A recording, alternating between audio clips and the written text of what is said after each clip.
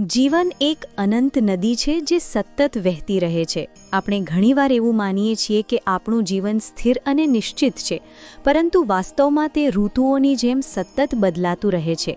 જેમ વસંત પછી ઉનાળો આવે છે, ઉનાળા પછી વરસાદ અને વરસાદ પછી શિયાળો, તેમ આપણા જીવનમાં પણ સુખ દુઃખ, સફળતા નિષ્ફળતા, મિલન વિયોગ આવતા જ રહે છે.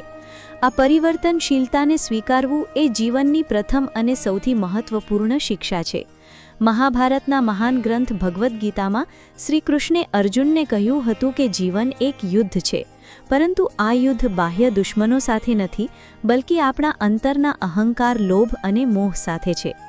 આપણો અહંકાર આપણને એવો ભ્રમ આપે છે કે આપણે બધું જ નિયંત્રિત કરી શકીએ છીએ, પરંતુ સત્ય એ છે કે આપણા નિયંત્રણના ક્ષેત્રો ખૂબ જ નાના છે. આપણે ફક્ત આપણા કર્મો અને વિચારો પર નિયંત્રણ રાખી શકીએ છીએ, પરિણામો પર નહીં. ન્યૂઝ ઓફ ઇન્ડિયા આ સમજણ આપણને મુક્ત કરે છે અને આપણને સાચી શાંતિ આપે છે. ગીતાનો સૌથી મહત્વપૂર્ણ સંદેશ છે નિષ્કામ કર્મ, એટલે કે ફળની આશા વિના કર્તવ્ય કરવું. જ્યારે આપણે આપણા કર્તવ્યોને કોઈ લાગણી કે અપેક્ષા વિના નિભાવીએ છીએ, ત્યારે જ તે કર્તવ્ય આપણને વાસ્તવિક સ્વતંત્રતા આપે છે.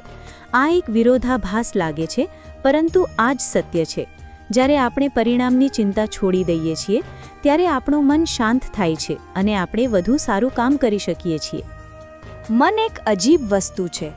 તે ન તો આપણો મિત્ર છે અને ન જ શત્રુ.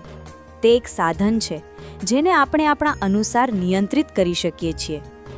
જો આપણે તેને સકારાત્મક દિશામાં લઈ જઈએ તો તે આપણો સૌથી મોટો સહાયક બને છે, પરંતુ જો આપણે તેને નકારાત્મકતામાં ભટકવા દઈએ તો તે આપણા માટે સમસ્યા બની જાય છે. મનને નિયંત્રિત કરવાની કળા એ જીવનની સૌથી મહત્વપૂર્ણ કળા છે.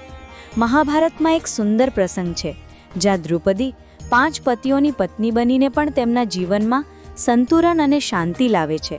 તેણે દરેક પતિ સાથે તેના સંબંધને સરળતા અને સમર્પણ સાથે નિભાવ્યો. આ દર્શાવે છે કે જીવનમાં સ્ત્રીની ભૂમિકા કેટલી મહત્વપૂર્ણ છે.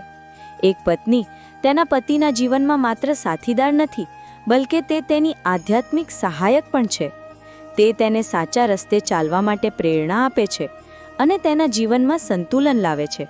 સરળતા એ જીવનની અંતિમ અને સાચી બુદ્ધિમત્તા છે.